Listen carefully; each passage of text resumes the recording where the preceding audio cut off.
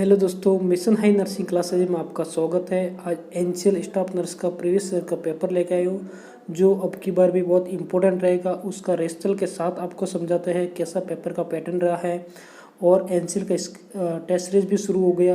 अगर कोई भी पर्सन इंटरेस्ट हो तो हमें व्हाट्सअप मैसेज कर सकते हैं, कांटेक्ट कर सकते हैं। तो दोस्तों, अगर हमारा वीडियो पसंद आए तो वीडियो को लाइक ज़रूर करना और अपने दोस्तों को शेयर करना। और दोस्तों, अगर आप हमारे यूट्यूब चैनल पर नए हैं तो सबसे पहले चैनल को सब्सक्राइब कीजिए और अपने दोस्तों को शेयर कीजिए। आज अभी अपन क्वेश्चन की तरफ मूव करते हैं। जो फर्स्ट क्वेश्चन है, a nurse is caring an anaemic patient, what finding should suggest her that it is acute blood loss anemia। acute blood loss anemia है तो नर्सिंग ऑफिसर क्या फाइंडिंग सजेस्ट करेगा? डिस्पनिया, फैटीग, ब्रेडिकार्डिया और postal hypotension. Right answer D, postal hypotension. इसके बाद में आपको discuss करते हैं कि पोस्टल हाइपोटेंशन होता क्या है। पोस्टल हाइपोटेंशन क्या होता है? पोस्टल हाइपोटेंशन बिल्कुल मैं हिंदी और इंग्लिश दोनों लैंग्वेज में आपको इजी वे समझाऊंगा। वीडियो थोड़ा बड़ा हो सकता है बट हर क्वेश्चन आपको रेशनल के साथ में समझाऊंगा। Postal hypotension is also known as orthostatic hypotension. Postal hypotension को ऑर्थोस्टैटिक हाइपोटेंशन भी बोला जाता है। इसका डेफिनेशन अगर बोला जाए तो जब कोई पर्सन सो रहा है या बैठा है और उसके बाद सडनली खड़ा होता है, उस कंडीशन में उसका बीपी फॉल हो जाता है, उस कंडीशन को पोस्टल हाइपोटेंशन बोला जाता है। और कितना बीपी फॉल होता है? Systolic blood pressure 15 to 20 mm of Hg और diastolic blood pressure 5 to 10 mm of Hg कम हो जाता है, उस कंडीशन को पोस्टल हाइपोटेंशन बोला जाता है। ठीक है, नेक्स्ट क्वेश्चन की तरफ मूव करते हैं। For what complication should a nurse monitor a patient when oxytocin infusion is use induce labour. दोस्तों, लेबर को इंड्यूज करने के लिए ऑक्सीटोसिन का यूज करता है। ऑक्सीटोसिन कॉन्ट्रैक्शन करवाता है। ठीक है, तो ऑप्शन इसमें राइट कौन सा होगा कि कॉन्ट्रैक्शन करवाता है। तो उस कंडीशन में अगर आप ऑक्सीटोसिन दे रहे हो तो क्या मॉनिटर करना है, उसके क्या कॉम्प्लिकेशन हो सकते हैं, आपको कॉम्प्लिकेशन को फाइंड आउट करना है। तो first, intense pain, uterine tetany, hypoglycaemia, umbilical cord prolapse. Right answer uterine tetany. इसका थोड़ा अपन रेशनल के साथ ये एक्सप्लेन पढ़ेंगे। यूटेराइन टेटनी होता क्या है? यूटेराइन टेटनी का मतलब होता है हाइपर स्टिमुलेशन। यूटेराइन टेटनी का मतलब क्या होता है? हाइपर स्टिमुलेशन होता है।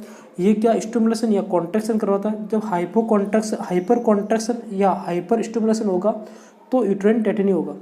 और इसके और क्या कॉम्प्लिकेशन हो सकते हैं? यूटेराइन रप्चर भी हो सकता है, ज़्यादा कॉन्ट्रैक्शन या स्टिमुलेशन से रप्चर भी हो सकता है, उसकी वजह से ब्लीडिंग भी हो सकता है, पीपीएस भी हो सकता है, वाटर इंटॉक्सिकेशन और फीटल को डिस्ट्रेस भी हो सकता है।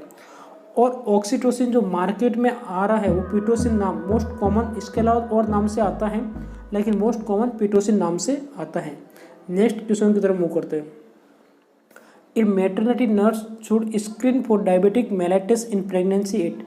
एक मैटरनिटी नर्स है, एक नर्सिंग ऑफिसर है, ठीक है, लेबर रूप में, और GDM गैस्ट्रेटन डायबिटीज मेलाइटिस मतलब प्रेगनेंसी डायबिटीज मेलाइटिस की स्क्रीनिंग करिए तो सबसे बेटर टाइम कौन सा है? 6 to 17 weeks, 18 to 23 weeks, 24 to 28 weeks, 29 to 32 weeks. देखो दोस्तों, राइट आंसर क्या है? 24 to 28 वीक्स।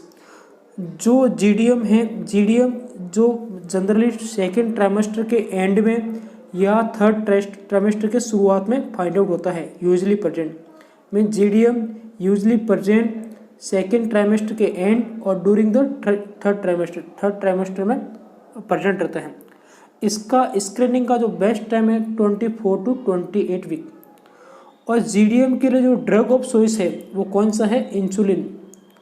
और GDM अगर प्रेगनेंसी में कौन से टाइम में उसको कंट्रोल करना मोर डिफिकल्ट रहेगा, वो है लेबर और डिलीवरी के टाइम में। डिलीवरी के टाइम में मोर डिफिकल्ट रहता है। नेक्स्ट क्वेश्चन की तरफ मूव करते हैं। Nursing officer working in an operation theatre में काम कर रहे हैं तो HIV इन्फेक्शन का चांसेस रहता है किसके? नीडल स्टिक इंजरी से। वो कितना रेशियो में रहता है? 1:100, 1:200, 1:300, 1:400। Right answer 1:300।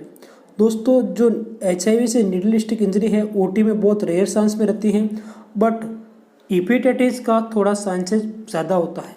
ठीक है, HIV का कम रहता है और हेपेटाइटिस का कितना ज़्यादा रहता है। HIV का कितना रहता है 1:300, मतलब 1:300। Next question, a nursing officer is caring for patient with swine flu and she has given the drug of choice for swine flu and it is. देखो दोस्तों, एक पर्सन है जो स्वाइन फ्लू के पेशेंट की केयर कर रहा है, तो उसके लिए DOC drug of choice swine flu में कौन सा रहेगा। सिंपल सा क्वेश्चन ऐसा है कि स्वाइन फ्लू के लिए ड्रग ऑफ चॉइस कौन सा है। एसाइक्लोविर, एडेनोफेविर, सिडोफोविर और ओसेल्टामिविर। तो राइट आंसर क्या है ओसेल्टामिविर, और मार्केट में टेमीफ्लू के नाम से आती है। कौन से नाम से? टेमीफ्लू। स्वाइन फ्लू का ड्रग ऑफ चॉइस क्या है? टेमीफ्लू। और ये एंटीवायरल मेडिसिन है जो प्रिवेंट और ट्रीट इन्फ्लुएंजा को ट्रीट करने में बहुत इंपॉर्टेंट रोल रहते हैं। इन्फ्लुएंजा का टाइप 3 रहते हैं, type 1, type A, type B, type 3। Mostly type A में दी जाती है और टाइप B में भी ये यूज आती है। नेक्स्ट क्वेश्चन की तरफ मूव करते हैं। An infant is born precipitately outside the labor room. What should the nurse do first? अगर एक इन्फेंट का जो बोन कहाँ पे होता है, लेबर रूम के बाहर होता है, तो सबसे पहले क्या करना है? सबसे पहले क्या करना है? फर्स्ट फाउंड आउट क्या करना है? Option A tie and cut the umbilical cord, option B establish the airway for newborn, ascertain the condition of uterine fundus, arrange transport of mother and infant to the birthing unit. देखो दोस्तों, first priority है वो हमेशा respiratory को देना है, तो airway को इस्टेब्लिश करना है। किसको इस्टेब्लिश करना है? एयरवे को इस्टेब्लिश करना है फॉर न्यूबॉर्न में। नेक्स्ट क्वेश्चन की तरफ मूव करते हैं, बट इस क्वेश्चन का राइट आंसर क्या है? Right answer B. नेक्स्ट अपन इसका रेशनल भी अगर आपको देखना है तो रेशनल भी बिल्कुल शॉर्ट रेशनल दिया है। फर्स्ट प्रायोरिटी किसको देना है? Airway clearance. नेक्स्ट क्वेश्चन की तरफ मूव करते हैं। What is a nurse primary critical observation when performing an assessment for determining an Apgar score. Apgar score का डिटरमाइनिंग कर रहे हैं तो सबसे पहले किसका ऑब्जर्वेशन करेंगे, या प्राइमरी फर्स्ट प्रायोरिटी किसके देंगे? प्राइमरी क्रिटिकल ऑब्जर्वेशन, तो प्रायोरिटी किसको देंगे? तो प्रायोरिटी अभी मैंने बताया सबसे पहले किसको देना है? रेस्पिरेटरी एफर्ट को देना है। ऑप्शन है heart rate, respiratory rate, presence of meconium, duration of Moro reflex. Right answer क्या रहेगा? Respiratory rate. सबसे पहले जो मोस्ट क्रिटिकल ऑब्जर्वेशन है वो क्या है? रेस्पिरेटरी रेट को दिया जाएगा। नेक्स्ट, अपगार स्कोर कब लिया जाता है? At birth 1 minute and after 5 minutes. 2 times लिया जाता है, ठीक है, 1 मिनट और 5 मिनट्स। मोस्ट इंपॉर्टेंट, कभी कभी 3 टाइम्स या इसमें ज़्यादा भी लिया जाता है, लेकिन जो मोस्ट परफॉर्म किया जाता है 8 बर्थ 1 मिनट एंड 5 मिनट्स। और फर्स्ट असेस आपको क्या करना है? रेस्पिरेटरी एफर्ट को 1 मिनट और 5 मिनट बहुत इंपॉर्टेंट है, कई बार पूछा जाता है। First 1 minute and second 5 minute. Next question की तरफ मूव करते हैं। A patient and on enalapril and diuretic therapy for heart failure, nurse should notify the physician that the therapy is not effective when she find. क्या find होता है तो आपका therapy not effect होता है? सबसे पहले अपन बात करते हैं एनाल्प्रिन। एनाल्प्रिन क्या होता है? एनाल्प्रिन ब्लड प्रेशर का ड्रग है मोस्ट ऑफ, ठीक है। ये क्या है? AC inhibitor. क्या है? AC inhibitor. तो जब इडिमा ऑफ लेग रहेगा उस कंडीशन में ये इफेक्टिव नहीं रहेगा, तो राइट आंसर क्या है? सी। ACE को कब दिया जाता है? एक सबसे इंपॉर्टेंट लाइन ACE के लिए याद रखना, AC इनिबिटर प्रेगनेंसी में नहीं दिया जाता है, टेरोटोजेनिक इफेक्ट कर देता है, उसकी वजह से इसको स्ट्रिक्टली कॉन्ट्राइंडिकेट है इन प्रेगनेंसी में AC इनिबिटर को। देखो एनाल्प्रिन कौन से कैटेगरी का है? AC inhibitor. और ये क्या करता है? ब्लड जो आपका वेसल्स है उसको रिलैक्स कर लेता है, उसकी वजह से ब्लड फ्लो बढ़ जाता है, मतलब ब्लड प्रेशर कम हो जाता है। नेक्स्ट क्वेश्चन की तरफ मूव करते हैं। Heart rate of the healthy alert newborn में रेंज बिटवीन। एक हेल्थी न्यूबॉर्न है उसका हार्ट रेट कितना रहेगा?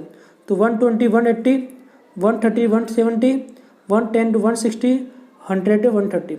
राइट आंसर सी, 120 टू 160 तक रहता है न्यूबॉर्न का। कितना रहता है?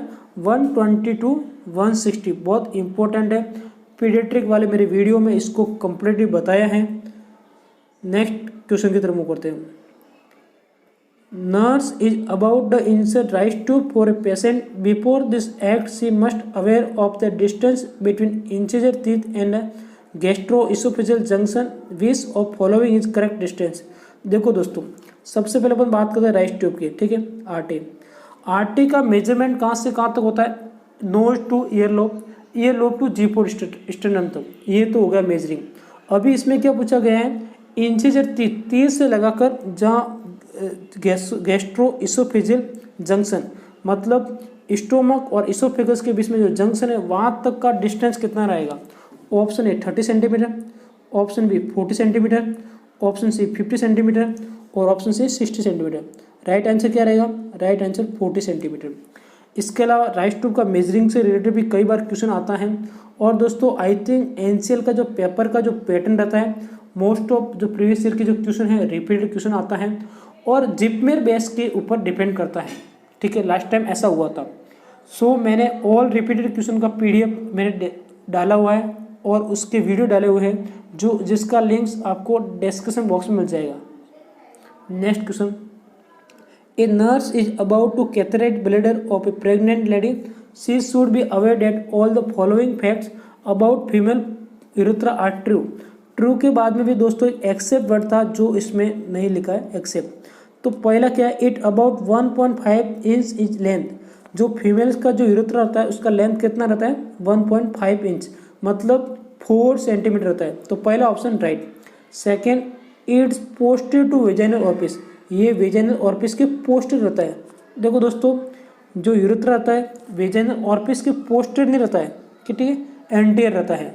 तो ये ऑप्शन मुझे रॉन्ग लग रहा है। इसके अलावा ये डी पॉइंट एक बार देख लो, it is strength and orifice minor resistant for catheterisation. ये भी सही बात है। तो दोस्तों राइट आंसर क्या है? Right answer B. अब देखो, जो फीमेल यूरेथ्रा है 1.5 इंच और 4 सेंटीमीटर लेंथ में रहता है और it embedded in the anterior vaginal wall. कहाँ रहता है? Anterior vaginal wall. इसके अलावा जो फीमेल यूरेथ्रा कहाँ से कहाँ तक होता है? Female urethra begin at internal urethra mid से bladder neck at the bladder neck and open in the vestibule of the vagina. मतलब ब्लैडर नेक से लगाकर वेस्टिबुल ऑफ वेजाइना तक रहता है और 2.5 centimetre below the clitoris. Clitoris से कितना रहता है? 2.5 सेंटीमीटर नीचे, बिलो। नेक्स्ट क्वेश्चन की तरफ मूव करते हैं। Which one of following cancer does not metastasis community to liver. इसमें से जो 4 ऑप्शन दिया है, ऐसा कौन सा कैंसर है जिसका मेटास्टेसिस नहीं होता है, उस ऑर्गन में नहीं होता है? तो ऑप्शन देखो दोस्तों, ब्रेस्ट, लंग्स, कोलोन और प्रोस्टेट। देखो दोस्तों, इस क्वेश्चन को वापस देख लो। ये क्वेश्चन मेरे प्यारे स्टूडेंट के लिए है। आप इसका राइट आंसर मेरे कमेंट बॉक्स में जरूर देंगे और आप देना। नेक्स्ट क्वेश्चन की तरफ मूव करते हैं। All are true regarding vitamin A. Vitamin A के रिगार्डिंग कुछ स्टेटमेंट दिया है, सब ट्रू है, लेकिन एक क्या है? रॉन्ग होगा। तो देखो, it's found in green leafy vegetables, high dose in pregnancy, teratogenic. बिल्कुल ये राइट बात है। प्रेगनेंसी में अगर ज़्यादा दिया जाए तो टेरोटोजेनिक इफेक्ट आता है। सप्लीमेंशन रिड्यूस मोटिलेट इन मिजल्स। मिजल्स में विटामिन ए देने से इसका मोटिलेट रेट क्या होता है? कम होता है। सप्लीमेंशन रिड्यूस मॉर्बिडिटी इन डायरिया। ये भी बात सही है। तो राइट आंसर क्या है? Right answer A. मतलब ए जो बोल रहा है वो बात नहीं है। तो विटामिन ए किस में मिलता है? तो सबसे ज़्यादा मिलता है कोल्ड लिवर ऑयल। किस में मिलता है? Best source of vitamin A cold liver oil, egg, 45 breast cereals. ये चीज़ क्या है? मोस्ट कॉमन है। इसके अलावा भी है कुछ 45 skim milk, orange and yellow vegetables में भी कम होता है। जस्ट लाइक बीटा कैरोटीन, गाजर का इसका एग्जांपल दे सकते हैं। Next question, nurse giving oxygen therapy should know that it has to humidify because. आपने देखा होगा ऑक्सीजन सिलेंडर के पास में आपको ये स्किल टेस्ट में भी पूछ सकते हैं कहीं पे, जो बोतल लगा रखता है ह्यूमिडिफाइड के लिए, उसका रोल क्या है? तो ऑप्शन है oxygen is a hot air and may be burn trachea, कि वो हॉट एयर होती है और ट्रेकिया को बर्न करती है उसके लिए।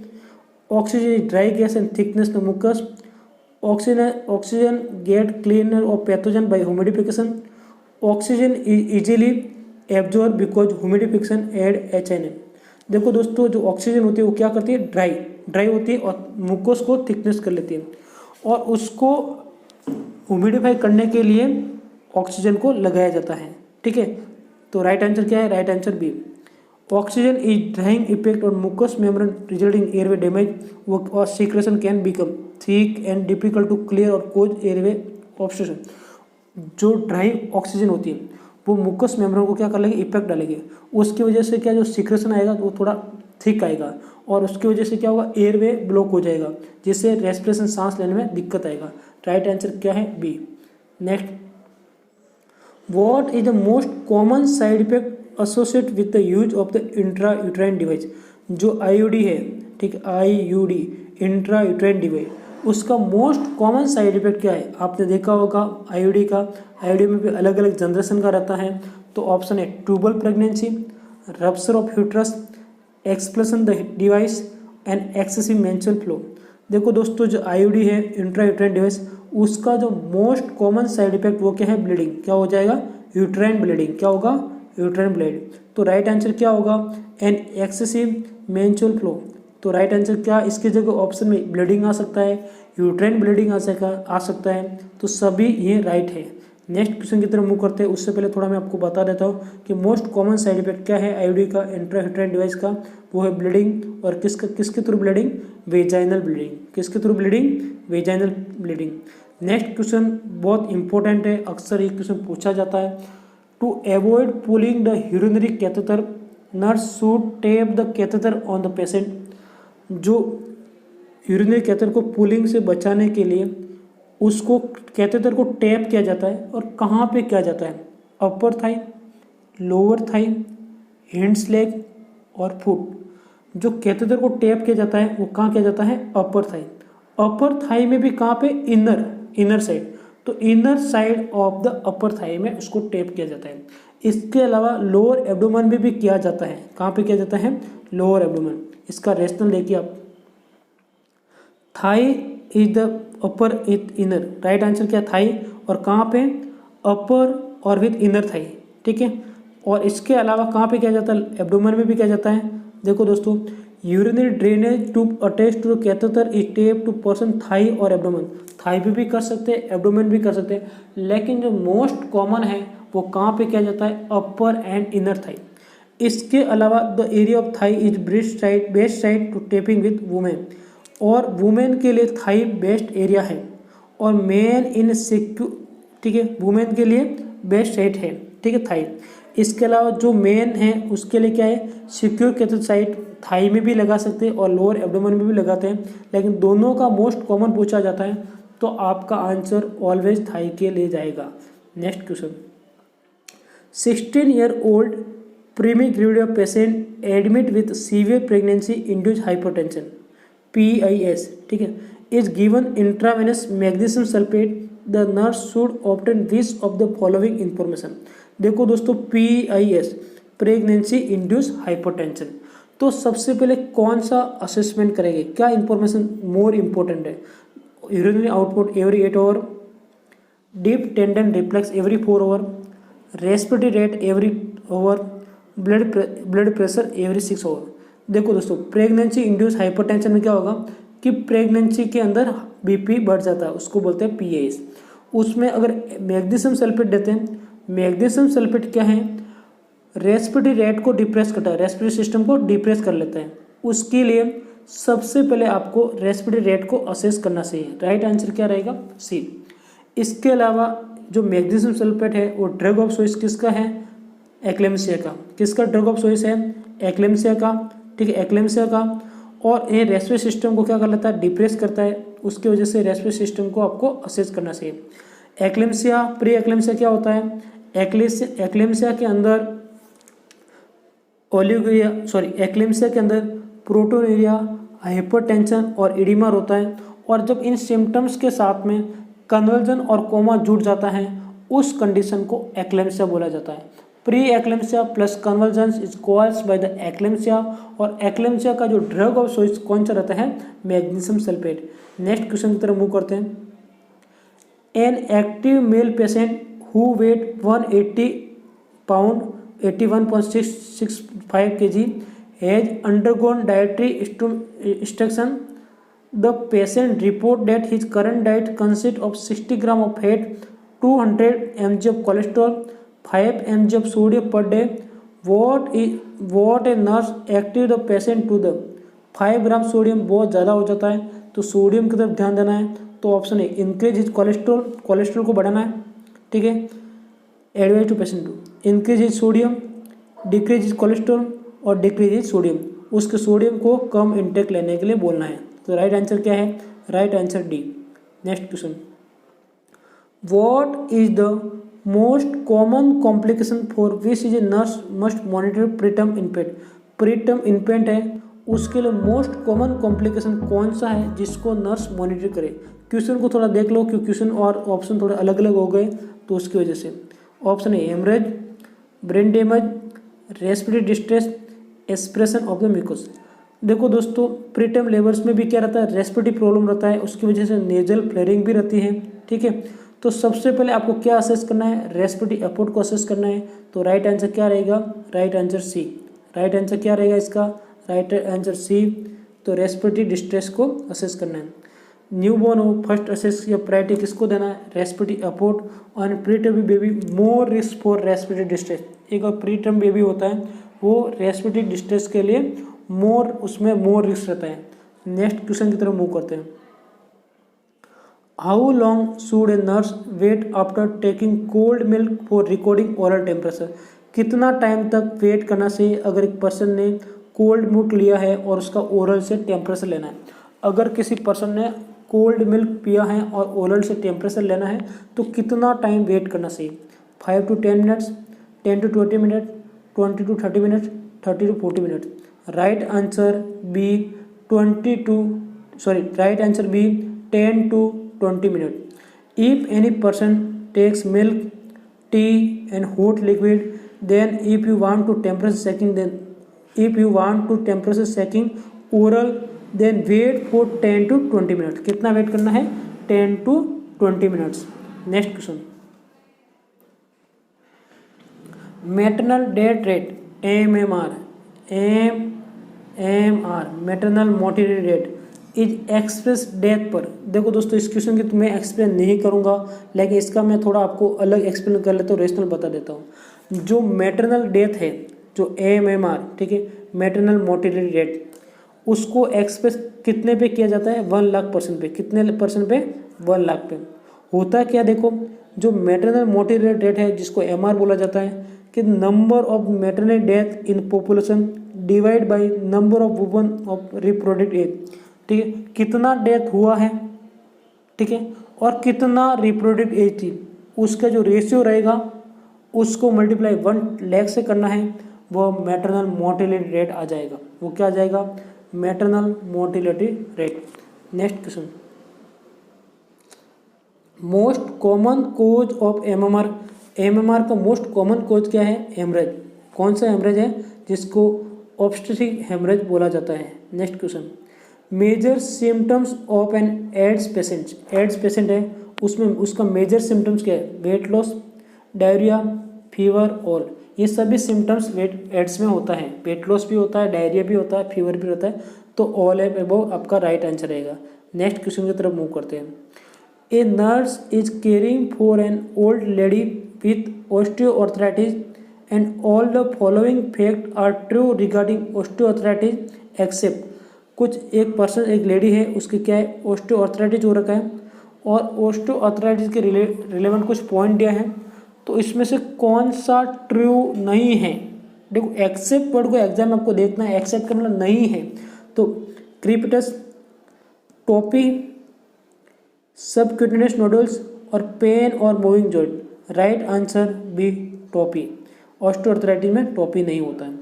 इसके अलावा ऑस्टियोआर्थराइटिस में स्टिफनेस होता है। स्टिफनेस मतलब कि morning stiffness is the common symptoms of the osteoarthritis. Osteoarthritis के अंदर मॉर्निंग स्टिफनेस मोस्ट कॉमन रहता है। इसके अलावा क्रैकलिंग और ग्रेटिंग सेंसेशन, जिसको अपन क्या बोलते हैं? क्रिप्टस बोलते हैं, इसमें क्या होता है, movement of the joint attached by the osteoarthritis में कोज ए क्रैकलिंग और ग्रेटिंग सेंसेशन कॉल्ड द। जब भी मतलब ऐसा सिंपल से लैंग्वेज में, जब भी मूवमेंट करेंगे जो जॉइंट अटैच ऑस्टियोआर्थराइटिस वाले की, उसमें आवाज़ आएगी, क्रैक टाइप आवाज़ आएगी, सेंसेशन आएगा, उसको क्या बोलते हैं, क्रीपिटस। इसके अलावा जो सिम्टम्स इंक्लूड क्या रहेगा, joint pain, swelling, tenderness and stiffness रहेगा। मॉर्निंग स्टिफनेस जो होता है मोस्ट कॉमन है।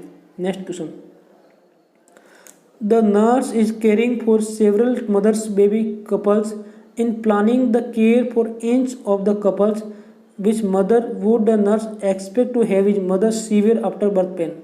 देखो दोस्तों, ये कुछ कंडीशन दी है, ठीक है, प्रेग्नेंट लेडी है। सिंपल सी लैंग्वेज में आपको क्वेश्चन को थोड़ा एक्सप्लेन कर लेता हूँ, ठीक है। क्वेश्चन क्या कह रहा है, बिल्कुल इजी क्वेश्चन है, देखने में थोड़ा टफ लग रहा है लेकिन इजी क्वेश्चन है, ठीक है।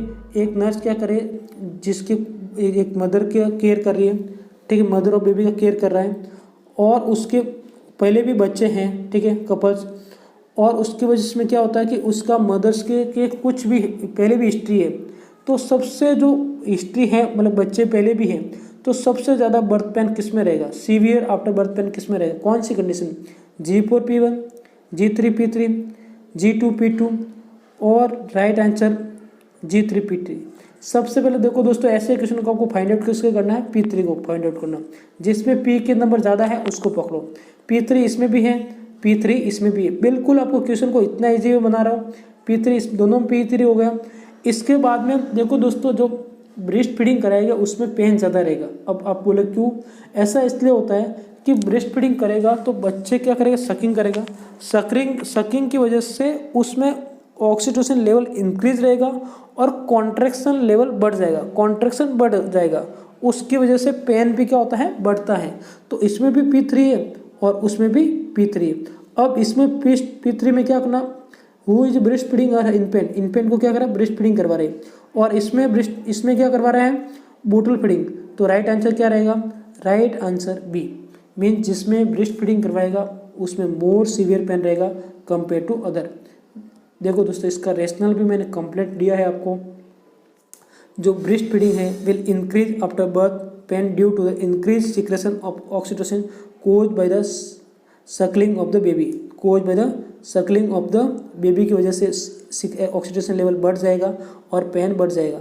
इसके अलावा मल्टीपेरा में क्या रहता है, जिसमें मोर देन वन साइड है, जैसे P3, women also more chance of after birth pain, जिसकी बोन ज़्यादा दिए है, जैसे P3 P4, उसमें बर्थ पेन का ज़्यादा रहेगा। फिर भी अगर आपको डिटेल रेशनल चाहिए तो आप इसको स्क्रीनशॉट ले लो, इसको मैंने डिटेल में भी एक बार इसके लिया है, आप कंप्लीट इसका स्क्रीनशॉट ले लो। नेक्स्ट क्वेश्चन जरा मूव करता हूँ, ये कंप्लीट स्क्रीनशॉट ले लो। Which one of following is not describe time of female pelvis, इसमें से कौन सा फीमेल पेल्विस नहीं है, एंड्रॉयड है, गायनिकोइड है, एंड्रोपॉइड, ये भी है। तो राइट आंसर क्या है, सी, राइट आंसर सी, ऑब्स्ट्रोइड पेल्विस, पेल्विस का टाइप्स नहीं है, बाकी तीनों टाइप हैं। इसके अलावा अपन थोड़ा पेल्विस के ऊपर डिस्कस करते हैं, इसका रिलेवेंट कई बार एग्जाम में क्वेश्चन पूछा जाता है। पेल्विस, गायनिकोइड पेल्विस, 50% लोगों में मोस्ट कॉमन गायनिकोइड पेल्विस रहती है। मोस्ट आइडियल पेल्विस बोला जाता है इसको, मोस्ट फेवरेबल पेल्विस इसको बोला जाता है, राउंड शेप की रहती है, और नॉर्मल फीमेल पेल्विस में ये रहते हैं। तो इसके रिलेवेंट ऐसा क्वेश्चन बनता है, मोस्ट फेवरेबल पेल्विस यहाँ आएगा, मोस्ट आइडियल पेल्विस यहाँ आएगा, most normal female pelvis gynaecoid pelvis almost 50% लोगों में। इसके अलावा जो एंड्रॉयड पेल्विस है वो कितना है, 20% लोगों में, वो कैसा रहता है, हार्ट शेप की रहती है, जो मेल्स में रहती है। इसके अलावा एंथ्रोपॉइड पेल्विस 25% लोगों में, और कैसे रहती है, ओवल शेप का उसका इनलेट रहता है।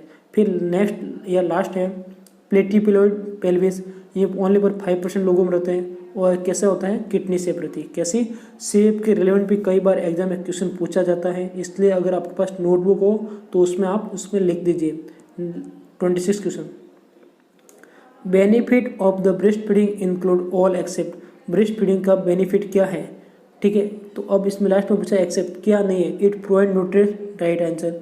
Cholesterol provide a high level of immune protection, बिल्कुल राइट।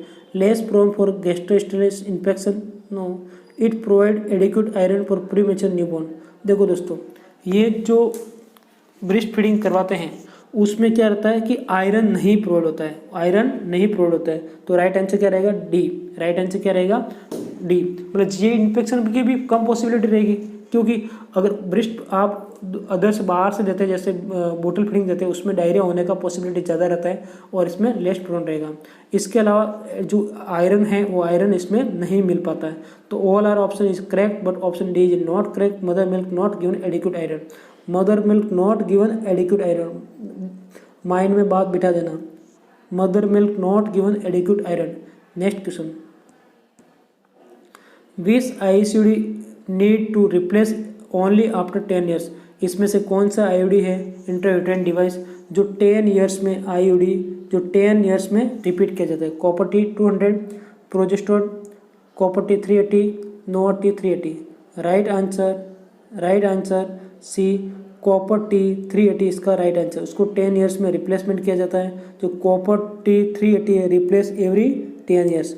इसके अलावा जो कॉपर वायर और copper sleeves are put on the plastic frame, कैसी बनाई जाती है इसको? जो कॉपर टी 380 होती है 10 ईयर्स में रिप्लेस किया जाता है और इसको कैसे बनाया जाता है वो भी इसमें लिखा हुआ है, ठीक है। और इसमें पॉलीएथिलीन का फ्रेम रहता है। फ्रेम किसका रहता है? प्लास्टिक का या पॉलीएथिलीन का फ्रेम रहता है। इसके कुछ एग्जाम्पल है जैसे कॉपर टी है, कॉपर टी 380 है, मल्टीलोर 375। और इसके अलावा कॉपर टी के बाद में अपन बात किए हैं नोवा टी। नोवा टी में भी देखो जो यूट्राइन कैविटी में इंसर्ट किया जाता है और मोर इफेक्ट रहता है 5 ईयर के लिए।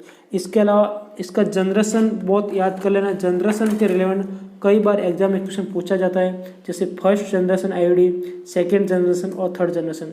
जो फर्स्ट जनरेशन का जो आईओडी है उसका example left lobe non medicated, और सेकेंड जनरेशन का जो आईओडी है मेडिकेटेड आईओडी कॉपर टी, और third generation hormone containing progesterone. ऐसा कई बार एग्जाम में क्वेश्चन पूछा जाता है, आप स्क्रीनशॉट ले लेना कि कॉपर टी होता है, कॉपर टी कौन से जनरेशन का है या फर्स्ट जनरेशन का एग्जाम्पल क्या, इसके रिलेवेंट कई बार एग्जाम में क्वेश्चन पूछा जाता है। नेक्स्ट क्वेश्चन की तरफ मूव करते हैं।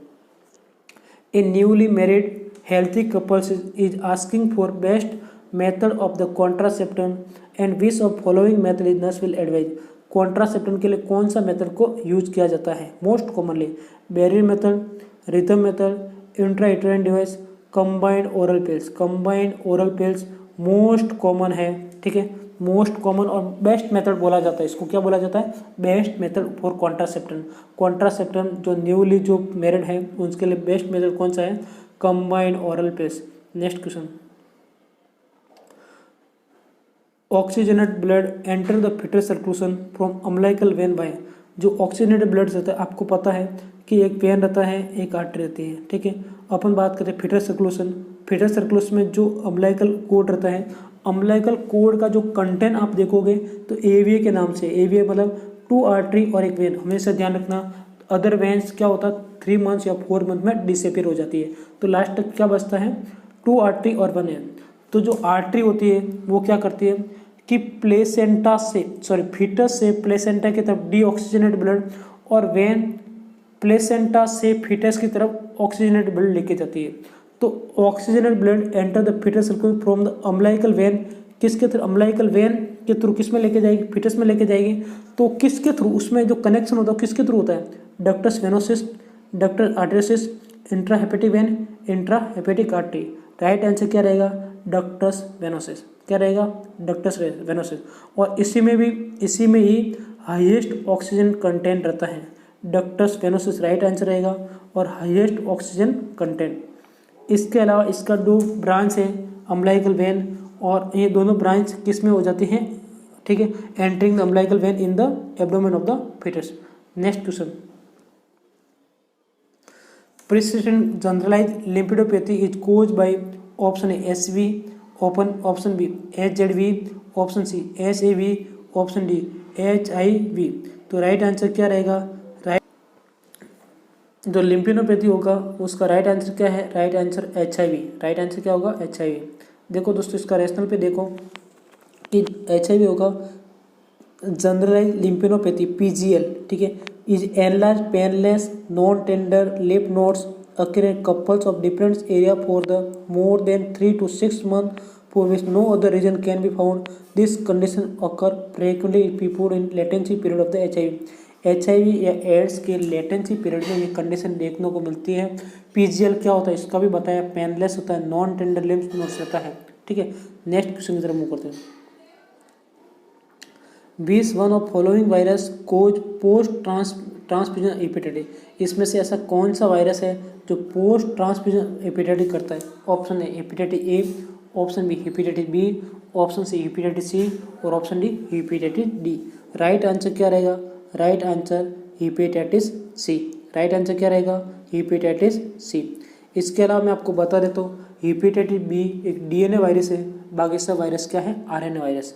इसके अलावा जो हेपेटाइटिस सी को SCG बोला जाता है और spread by share needles among, जो नीडल्स रहता है उसके थ्रू फैला जाता है। ड्रग ब्लड BTP का कारण है हीमोडायलिसिस, नीडल स्टिक, इसके थ्रू फैला जाता है।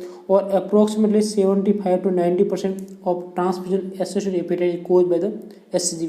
और 75 से 90% का जो हेपेटाइटिस रहता है वो किसके थ्रू रहता है? किसके थ्रू रहता है? जो SCG रहता है वो ट्रांसफ्यूजन से रहते हैं। किसके थ्रू रहता है? Transfusion. Next question, which one of following statement by patient with backache should alert the nurse? Pain और movement, pain radiating leg, perineal anaesthesia, pain sensation lost in feet. देखो दोस्तों, backache should alert the nurse, backache हो रहा है तो किसके लिए alert होना चाहिए? तो राइट आंसर क्या है? Right answer C, perineal anaesthesia. ठीक है, next question, India had present infant mortality rate, IMR कितना है? ये बदलता रहता है दोस्तों, ये उस टाइम का आंकड़ा है, लेकिन मैं आपको सभी आंकड़ों के बारे में अवगत कराना चाहता हूँ क्योंकि ये पुराने आंकड़े हैं, तो अभी थोड़ा इसको देख लीजिए। इसका आंसर मैं अभी नहीं दे रहा हूँ, आपको बता देता हूँ। 2019 के अकॉर्डिंग IMR, इंडिया का जो IMR है 31 है, 2016 में 34 था, 2015 में 37 था, 2014 में 39 था और 2013 में 40। मतलब धीरे धीरे क्या हो रहा है? इसका IMR क्या हो रही है? कम हो रही है। और IMR जितना कम होगा वो अपने कंट्री के लिए उतना ही बेटर रहेगा। तो अभी कितना है 2019 के according? 31। Drug which is a Contra indication in head injury, इसमें से जो कौन सी ड्रग है जो हेड इंजरी में कॉन्ट्रा इंडिकेट है? मॉर्फिन, एंटीबायोटिक तो देते हैं आपको पता है, ऑक्सीजन भी देनी पड़ती है, IV फ्लूइड भी डेक्स्ट्रोज दिया जाता है, मैनिटोल दिया जाता है। तो कॉन्ट्रा इंडिकेट कौन सा है? मॉर्फिन। इसके अलावा मॉर्फिन 2-3 कंडीशन और भी है जिसमें भी कॉन्ट्रा इंडिकेट है और अक्सर उसमें से एग्जाम में क्वेश्चन पूछा जाता है। जस्ट लाइक मॉर्फिन जो कॉन्ट्रा इंडिकेट है किसमें? हेड इंजरी में। याद रखना, एक्यूट पैंक्रेटिस बहुत इंपॉर्टेंट है, कई बार इसके क्वेश्चन होता है। अस्थमा, ये तीनों कंडीशन ऐसी है, हेड इंजरी, अस्थमा और एक्यूट पैंक्रेटिस, तीनों में मॉर्फिन कॉन्ट्रा इंडिकेट है। इसके अलावा भी कॉन्ट्रा इंडिकेट है बट इसमें मोस्ट कॉमन है। इसके अलावा प्रेगनेंसी में भी MGO सुपर नहीं दिया जाता है। ठीक है, इसके अलावा ठीक है दिया जाता है, लेकिन कौन सी कंडीशन में दिया जाता है MGO सपोर्ट? हेड इंजरी में। मॉर्फिन मॉर्फिन नहीं दिया जाता है, MGO सपोर्ट दिया जाता है। और हाइपोथायराइडिज्म में नहीं दिया जाता है, हेपेटिक और रीनल डिजीज में नहीं दिया जाता है। नेक्स्ट क्वेश्चन और लास्ट क्वेश्चन है, इसके बाद में अपन पार्ट 2 लेके आएंगे और इसके बाद पार्ट 3, क्योंकि थोड़ा इसको पार्ट में डिवाइड किया है। देखो, the nurse explain to the mother of the neonate diagnosed with the erythroblastosis fetalis that the accent transfusion is necessary to prevent damage. ठीक है, इसके लिए क्या करना चाहिए या किसको डैमेज करता है? तो ऑप्शन है liver, option B lungs, option C kidney और ऑप्शन डी ब्रेन। तो राइट आंसर क्या रहेगा? Right answer D, brain. Right answer क्या रहेगा? ब्रेन। इसके अलावा जितना ज़्यादा BT करोगे, ब्लड ट्रांसफ्यूजन करोगे, excessive blood transfusion most effective, ज़्यादा इफेक्ट रहेगा बिलिरुबिन लेवल को कम करने में, बिलिरुबिन लेवल को कम करने में मोस्ट इफेक्टिव रहेगा। और सीवियर हाइपर बिलिरुबिन लेवल को होने नहीं देगा। और इरिथ्रोब्लास्टोसिस फेटालिस से को प्रिवेंट करेगा? किसको प्रिवेंट करेगा? कर्निटेरियस। कर्निटेरियस क्या होता है? जब बिलिरुबिन का लेवल ज़्यादा बढ़ जाता है उस कंडीशन में ये होता है। देखो दोस्तों, ये पार्ट 1 हो गया है। टेस्ट सीरीज के लिए हमसे कांटेक्ट कर सकते हैं। Online test series, detail subject का study material, skill test material, CSO booster study material. और दोस्तों, अगर हमारा वीडियो आपको पसंद आया है तो चैनल को सब्सक्राइब जरूर कीजिए, हमारे वीडियो को लाइक कीजिए और इस बेल आइकन को ज़रूर दबाइए ताकि आने वाले हर वीडियो की अपडेट सबसे पहले आपको मिले। और दोस्तों, सभी रिपीटेड क्वेश्चन का और पार्ट 2 और पार्ट 3 के लिए इसका लिंक डिस्क्रिप्शन बॉक्स में आपको मिल जाएगा। थैंक यू दोस्तों। नेक्स्ट पार्ट 2 लेके बहुत जल्दी आते हैं।